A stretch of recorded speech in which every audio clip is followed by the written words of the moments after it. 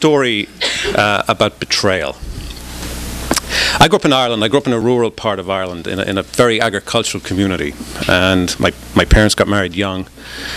And my mother had 4 children in the space of 5 years, and I was the 4th. There was then a gap of 6 years, and my younger brother was born.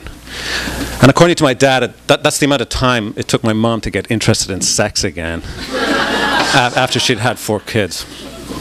But this story focuses on the first 4 children.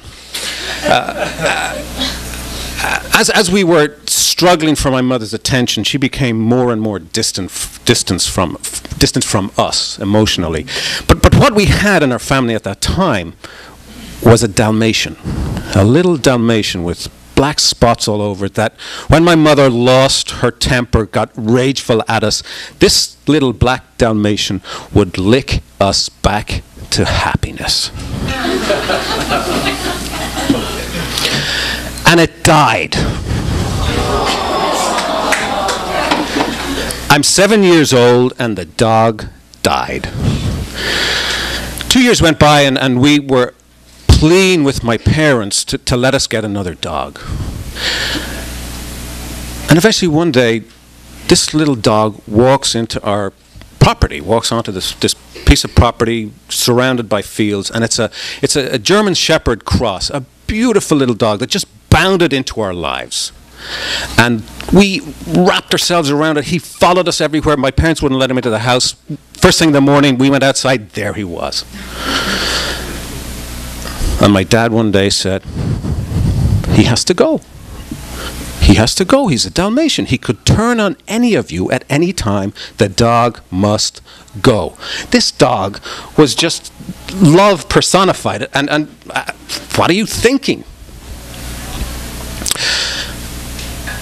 A family friend, a vet to cows and to horses, was asked by my dad if he'd come and finish this dog off.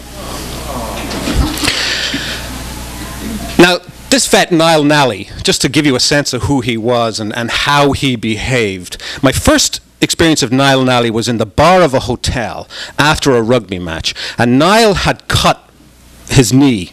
He had a big open gaping wound on his knee, and I'm sitting beside him at the bar while he actually comes in and sits next to me, and he orders 2 brandies, and he has his vet's bag beside him. He drinks 1 brandy, he pours the other brandy over the cut and proceeds to stitch it up. That's Niall Nally. So you can imagine the job he was coming to do on our little dog. He was not going to be particularly sensitive. I dug a grave. I went out to the back of our house, to a field behind our house, and I dug a grave.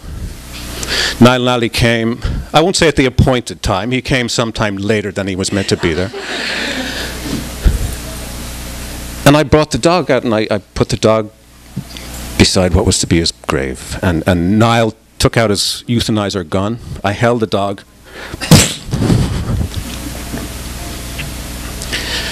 I buried the dog.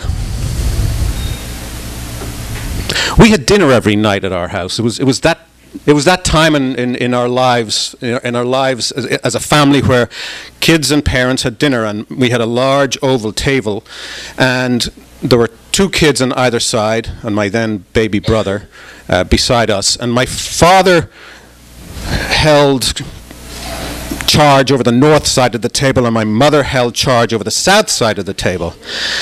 And we were eating dinner, and nobody said anything. It was as if nothing had happened that day.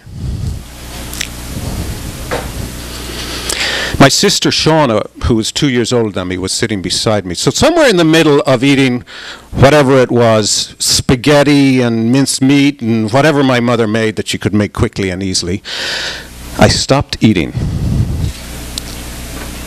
And I turned around to my sister. And I punched her right in the face.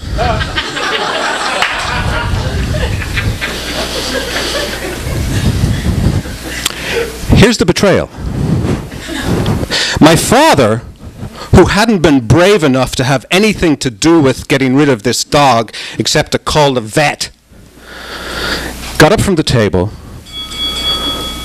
went over next to the stove, and from this container of utensils got the biggest possible utensil he could and handed it to my sister Shauna and said, "Go for it." She won that night.